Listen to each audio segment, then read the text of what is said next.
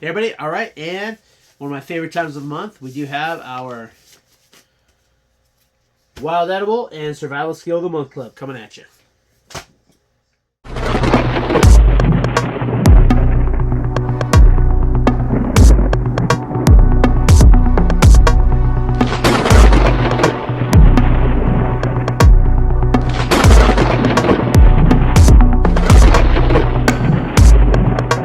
So welcome back to the channel.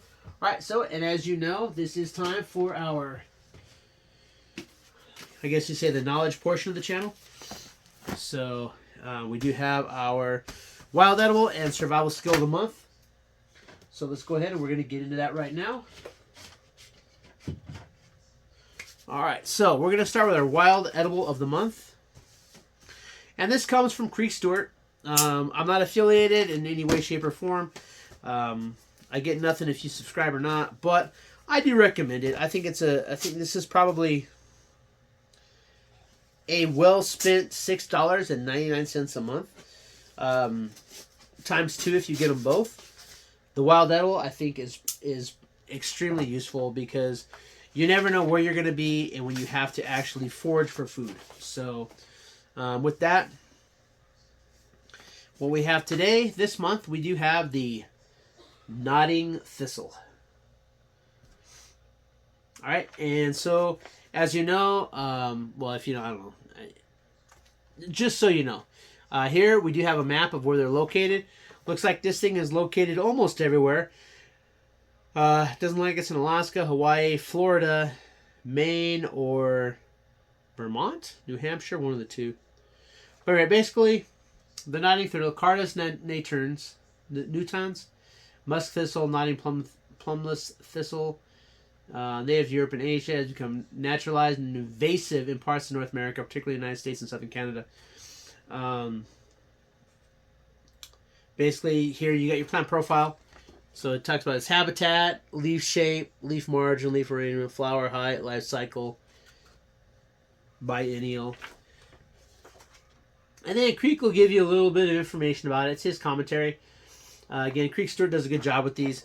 The pictures are fantastic. I especially do like the unique identifying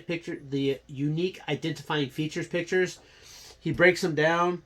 You got, you know, the flowers, you got the leaves, you got the stems, you got the growth habitat, basal rosette first year, then tall flower and stalk second, hairless stems and leaves, unlike some fuzzy thistles, papery spine tingled bracts on each flower. So he does a really good job.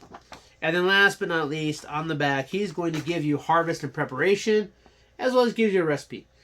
So like, for instance, this one tells you the best edible parts: young peeled stems, immature flower heads, and roots from rosette stage. The stems, and he tells you, okay, so commonly cooked or prepared like. And the stems are like a celery, peeled and eaten raw or cooked. The flower heads, artichoke style, boiled, outer bracts removed, and then the roots you can roast or boil like parsnips. But it does have here warnings, no considerations. The entire plant is covered in sharp spines. Yeah, they always are. And then finally, we have here, the recipe is thistle stem skillet hash taco topping. So it gives you a recipe too. So I think that's pretty cool. Again, one of my favorites. And the good thing is that, again, like these are here in Texas. I haven't seen any of them here in El Paso, but they are present. You know, it's in the state. And so it's good to know what plants are in your state. But when you have something like this, it tells you the states that they are located in. And if you are in a survival situation, you may have to leave. And this is something good. You know what? We got this. Put it in our pack. And then like, oh, okay, we're out.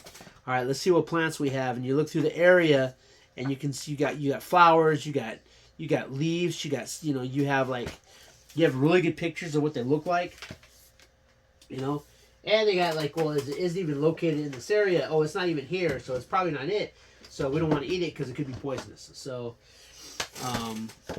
yeah, so we got that. All right, so now then, our last item, we do have our survival skill of the month. And we'll get into that right now. And these are very well thought out. And by that, I mean that he has them broken down into categories. And we will talk about that when we put this sucker away, as always. But anyway, so here we have the survival skill of the month. All right, and this one here.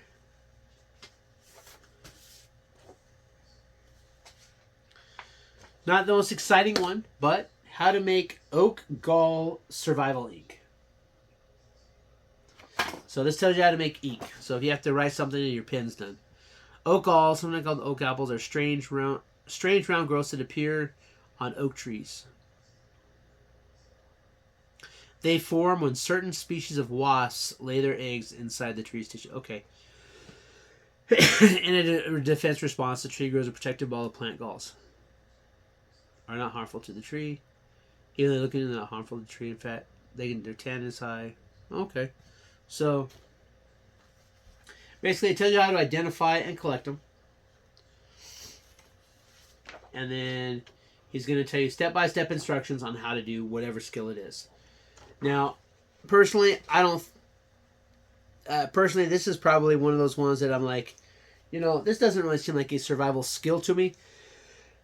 But I guess you might need to make ink for something. But materials needed: a handful of oak galls, 4 to 5 medium, hammer or rock to crush them, small pot or fire-safe container, water, iron source, rusty nails, steel wool or iron filings,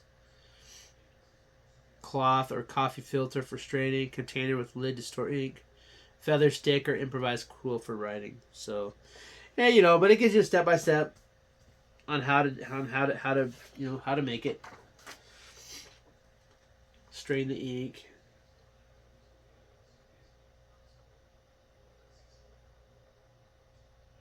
So, and then of course it says here on the back, practicality and durability in the field. Oak gall ink connects us to both survival ingenuity and human history, with just a handful of odd-looking growths from an oak tree and some rusty metal. You can make durable, practical writing medium that has been trusted for centuries. Okay, and if you're ever involved in establishing a new society after a full collapse, you can use this ink to draft a new Declaration of Independence. So that's kind of an interesting little tidbit there, but as is what it is. Alright, and then the nice thing I do like about these is down here on the bottom, you do have a little emblem. And so then what you do, you go to your table of contents, your index. Now granted, this, you cannot get this. You have to print this up yourself. So I went ahead and I did that. So I printed up, table of contents with a legend. And so this falls under Campcraft. But he's got shelter, water, fire, tools, containers, blah blah blah. I think he has this really well broken up. And I say it every month, I'm gonna do it someday. I'm gonna get the divider tabs so that I can divide them up, so that it's easy to just flip to it. But it's a good way, and he's, like I said, this, in my opinion, he has thought this out very well. The survival skill of the month, I think, is extremely well thought out, because you do have 1, 2, 3, 4, 5, 6, 7, 8, 9, 10, 11, 12, 13, 14. You have 14 categories, and then you have a 15th miscellaneous one. So you have shelter, water, fire, tools, containers, foraging, hunting, trapping, fishing, first aid and hygiene, bindings and cordage, campcraft, cooking, garb, and then miscellaneous. So, and I think that having it split up that way is really nice, because when you get these binders full, I mean, that actually makes a decent library. Granted, this is a lot more expensive than a lot of libraries. You could buy a whole book and get probably a lot of this, but in my opinion, you're not going to have like the cool commentary that Creek puts in there, and the pictures. You know, and some of the stuff you're not going to find in a lot of survival books. It shows you how to make like obsidian arrowheads. Some of the stuff should be in survival books, but it's not. So, alright, that's it. Hey, this is your first time on the channel. Please consider subscribing. I'd really appreciate it. If you are subscribed, do me a favor. Please hit that thumbs up button. And also, don't forget, we're at 439 subscribers. As soon as I do hit 500, we are doing 2 giveaways. We have a survival as well as a fishing giveaway. I look forward to doing that. And until next time, keep prepping. Keep prepping.